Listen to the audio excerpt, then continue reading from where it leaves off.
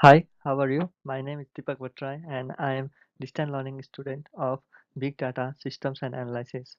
And my student ID is 1006053. And this is the project phase 3 preparing proposal, and the topic of my project is commodity flow survey dataset. So I am going to describe about the project phase 3 in these slides. Let's start with the introduction of the commodity flow survey dataset. So, the Commodity Flow Survey (CFS) is a joint effort by the Bureau of Transportation Statistics (BTS) and the U.S. Census Bureau (U.S. Department of Commerce). The CFS produces data on the movement of goods in the United States. It is the primary source of national and state-level data on domestic freight shipments by establishment in mining, manufacturing, wholesale, auxiliaries, and selected retail and services trade industries located in the 50 states and the District of Columbia. Data are provided on the type, origin and destination, value, weight, mode of transportation, distance shipped, and ton miles of commodity shipped. The CFS is conducted every 5 years as part of the economic census. It provides a model picture of national freight flow and represents the only publicly available source of commodity flow data for the highway mode. The CFS was conducted in 1993, 1997, 2002, 2007, 2012, and most recently in 2017, which is not completed A. Now let's move to the next slide. Now let's discuss about the problem definition. The main theme of this project is to analyze the datasets of the commodity flow within the US states. In this phase of the project, we analyze the different attributes that have been included in the source file, and we come up with a practical system to manage and regularly update the above mentioned records in order to create a consistent information log for the transport system and the business owners. So some of the problem statements are as follows. 1. To find the commodity flow data set within different states depending upon the city, zip code, and the gateway for export shipment. We can find the patterns how the goods are being exported within the state. Second, we are also interested in finding the commodity description of the shipment done. The description includes the details of the product that are being shipped. Next, we can see the shipment ID number, its date of shipment, shipment value, and its weight in pounds so that we can know each properties of the shipments. If the shipment consists of more than one commodity, then the commodity which is more in weight among others should be reported. The next one is we would also like to find about the modes of transportations that are being used in the shipment process. Modes of transport include how the shipment is done through the air, road, or waterways. We can also find the export mode and the city and country at which the export is done.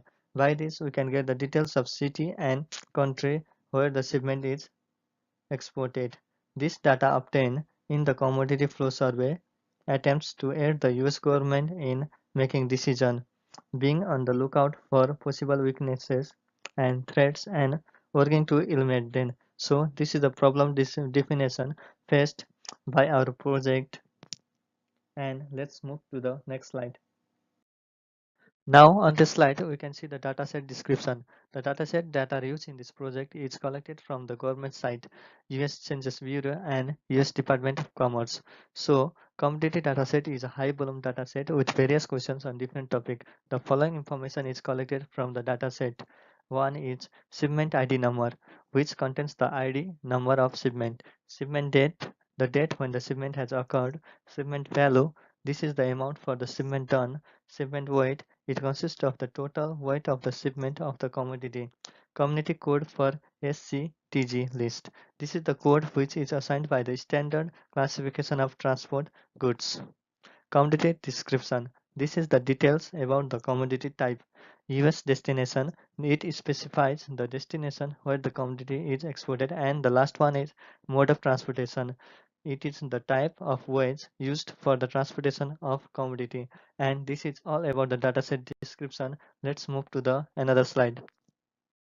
In this slide, we can see the sample CFS dataset, and This dataset has approximately 4547661 data recorded within the year 2012, and there is a text file that consists of the different columns belonging to the dataset of the project, and it has different columns like submit ID, origin state, origin MA, origin CFS, area, destination, and so on. So let's move to the another slide. Let's discuss about modeling MapReduce programming. So, MapReduce is the simple programming model that is used for sorting, grouping, and reducing the used data. There are three components of MapReduce. They are mapper, shuffle sort, and reducer.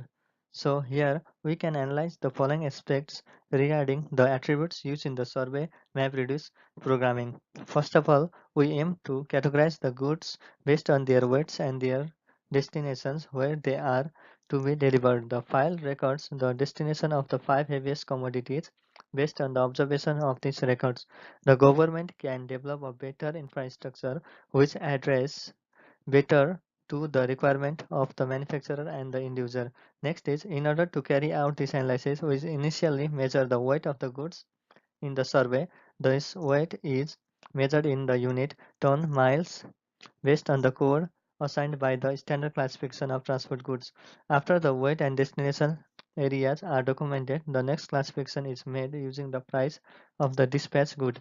The observation of this particular analysis enable the US government agencies to monitor the trends with respect to preceding the demand of the end user. So let's continue modeling MapReduce programming to the next slide. Finally, based on the previous three analyses, the last attribute analyzed would be the medium of transportation as per the SCTG. This assists the government to manage the transport vehicles, the finances required for the same, and aim for the betterment of the delivery approach.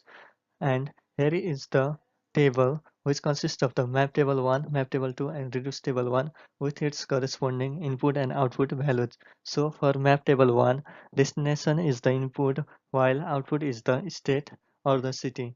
For map table 2, the input is the mode of transportation and the output is for hire truck and private truck. So combining these two tables, the reduced table consists of the state and mode of transportation as input, and the output will be the value of state and the value of mode of transportation. So this is all about modeling MapReduce programming. So let's move to the next slide. This slide relates to the evaluation plan of our project. So we are going to evaluate the goods along with their weight and the place of destination for these goods. The another dataset we are taking is the price assigned with each goods and the mode of transportation used to take the goods to their assigned destination. By the above data evaluation, the US government agencies are able to monitor the trends with respect to predicting the demand of the end users. They can make a better plan on the price of the goods, and they can produce the goods depending on the quantity need of the people. They can also analyze the place and the city where the goods are demanded high or low. The next aspect they can plan is the transportation system for the goods to be delivered to the destination, the cost for the transportation, and the better solution for the transport approach. We can evaluate the commodity flow considering the four factors they are described below. One is input. The input to the program is the commodity flow dataset collected over 5 years, which is the list of standard classification of transport goods. Second one is output. The output is the destination of goods as state or city and mode of transportation as for hire truck or private truck. And the outcome is to analyze the pattern on goods production and delivery for betterment of commodity flow. And the last is impact. The impact will be on the people directly on the price and mode of transportation of the goods circulated. And this is all about the evaluation plan of the project. This section consists of the overall planning of the project as it includes the scope, tools that are used in the project, any assumption made, roles and responsibility, deliverables, and schedule. So each section is described briefly below. First one is scope. To deliver the goods to the customer considering the fastest and cheapest mode of transportation at any destination with minimum cost for the goods. And there are different tools that are used in this project which are described below. One is Cloudera, second one is HDFS, third one is Eclipse, and the fourth one is Spark and Hive. So, and the third one is assumption. There are no any assumption made in this project. This project is tested with the real dataset collected. The fourth one is role and responsibility. As this project is assigned for individual, there is no any role to be divided among team members. So the sole responsibility is dependent on the person who is doing the project and the deliverables. The project will meet all the deliverables as per the planning. It is designed at the requirement estimated when planning and is implemented fully on the later phase. The main point is to consider in this section is to find the planned result for the input data taken.